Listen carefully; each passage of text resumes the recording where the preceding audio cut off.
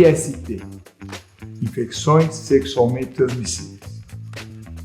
Vamos conversar com dois profissionais aqui do hospital, Marco Arati e Maura Savaroli. Sexo seguro, liberdade sexual, mas com segurança é o principal. Antes disso, inscreva-se no nosso canal do YouTube. Primeira pergunta, Maura, quais são as principais infecções sexualmente transmissíveis? Então, doutor Salim, a gente tem inúmeras infecções e também inúmeras formas de apresentação clínica. Por exemplo, a sífilis, que se manifesta como úlcera, também se manifesta como úlcera epigenetal. A gente tem as infecções causadas pelo HPV, que causam as verrugas, e os corrimentos e uretrite, que são então causados principalmente, como exemplo, a gonorreia. Tem também as infecções causadas pelo vírus do HIV e também podem ser transmitidos por via sexual os vírus das hepatites A, B e C. Me conta, do ponto de vista urológico, como fazer para prevenir a transmissão dessas doenças. Muito obrigado pelo convite, Dr. Salim. É um prazer participar aqui com o senhor e com a Maura. Eu acho que a grande questão em todas as doenças sexualmente transmissíveis é realmente a prevenção, porque muitas vezes o diagnóstico ele não é um diagnóstico tão precoce, é um diagnóstico um pouco mais tardio, desde a infecção até a manifestação dos sintomas, e nesse período o paciente pode inclusive transmitir para outros parceiros. E em relação ao melhor método de prevenção que existe hoje para IST, sem dúvida nenhuma é a camisinha, o preservativo. A gente tem que lembrar que o preservativo ele funciona para a grande maioria das ISTs, inclusive as que a doutora Maura citou, e existem os preservativos masculinos e femininos. A partir do momento que a prevenção não foi suficiente, o que fazer? Como tratar? Então, um ponto bastante importante também é a realização da testagem. Ela é muito importante, como o Dr. Marcos já falou, que as pessoas acabam transmitindo, então a gente testar, fazer o diagnóstico. E esse diagnóstico, quanto mais precoce, mais interessante, tanto do ponto de vista da própria pessoa, para ela conseguir ter os melhores resultados, mas também para a gente barrar essa transmissão. A PrEP é a profilaxia pré-exposição e a PEP é a profilaxia pós-exposição. Então, em que consistem esses termos, né? A gente usa medicamentos antirretrovirais, os mesmos que a gente usa para tratar o vírus da HIV, mas aqui nesse cenário para se prevenir da infecção. O termo PrEP, então, significa que eu vou tomar esses medicamentos antes dessa situação de risco, dessa situação de exposição, de 2 a 24 horas antes dessa relação eu vou começar o medicamento e depois 24 e 48 horas após. E a PEP, a profilaxia pós-exposição. Então, eu tive uma situação de risco ou preservativo que estourou, eu tenho aí até 72 horas para procurar um atendimento e tomar então esses medicamentos por até 28 dias. Acho que é importante a gente comentar que esses medicamentos eles são disponíveis pelo SUS. Uma pergunta, até uma curiosidade.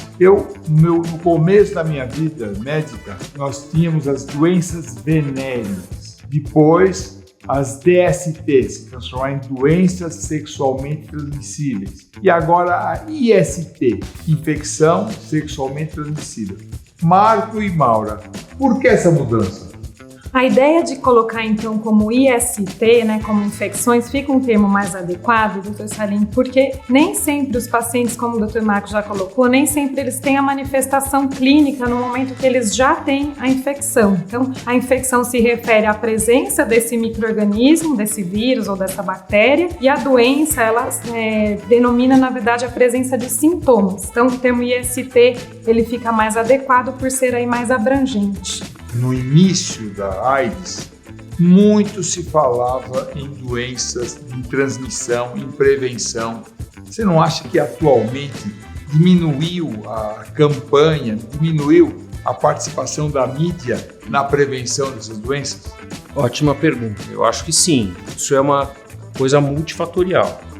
A primeira das razões é que existe, evidentemente, uma margem, entre aspas, de tratamento muito maior do que existia quando começou a AIDS e as pessoas acabavam falecendo de infecções oportunistas e tudo, graças à evolução da medicina, inclusive da infectologia, desenvolvimento de novos medicamentos, antirretrovirais, etc. Isso, felizmente, não acontece mais. Então, entre aspas, isso foi um grande avanço para o tratamento da síndrome da imunodeficiência adquirida. Por outro lado, também transformou numa doença crônica, quer dizer, o paciente infectado, ele tem uma vida praticamente normal, como qualquer outra pessoa que não está infectada. Entre aspas, se menosprezou um pouco a contaminação pelo vírus do HIV, e eu acho que isso é uma coisa que a gente pode tentar melhorar. Eu acho que a participação da mídia e da imprensa, isso que nós estamos fazendo aqui,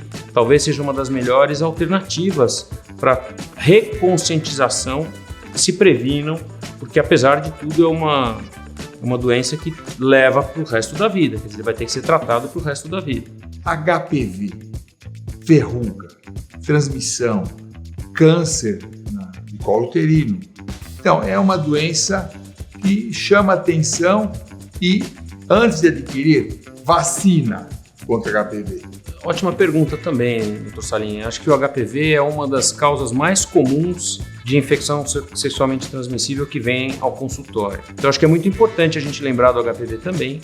O HPV é uma IST muito frequente e, embora ela teoricamente não traga riscos imediatos, nem muitos sintomas, tipo dor, corrimento uretral, etc., ela potencialmente é uma situação muito grave para o futuro, especialmente na mulher que tem o carcinoma de colo de útero. Além do câncer de colo de útero, que é relacionado ao HPV na mulher, existem tumores de região orofacial, de cavidade oral, relacionados ao HPV.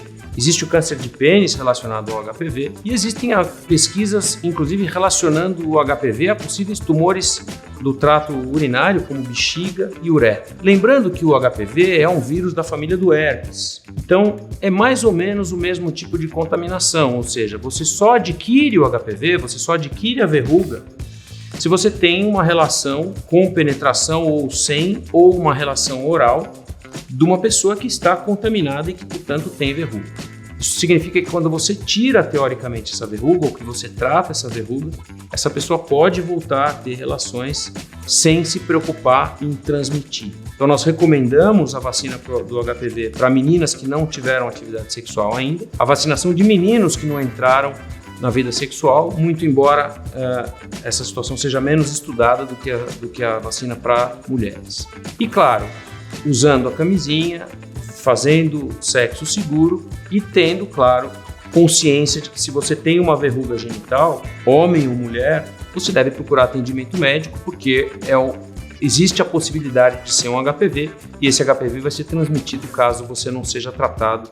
E aproveitando esse gancho que o Dr. Marco Arap trouxe sobre a importância da vacina de HPV, eu também queria lembrar a importância da vacina de hepatite A e de hepatite B, que, como eu já disse, podem ser também transmitidas por via sexual. Infecções sexualmente transmissíveis são doenças de transmissão sexual preveníveis, quer dizer, dá para evitar e, logicamente, tratáveis, dá para tratar. Ou até, do ponto de vista medicamentoso, prevenir quando existe uma relação suspeita.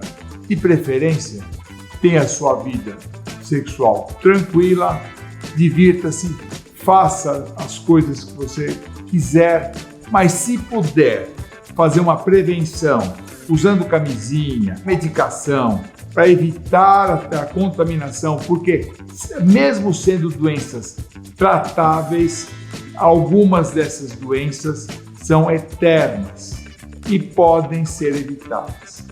Gente, muito obrigado, Maura, muito obrigado, Marco, até a próxima.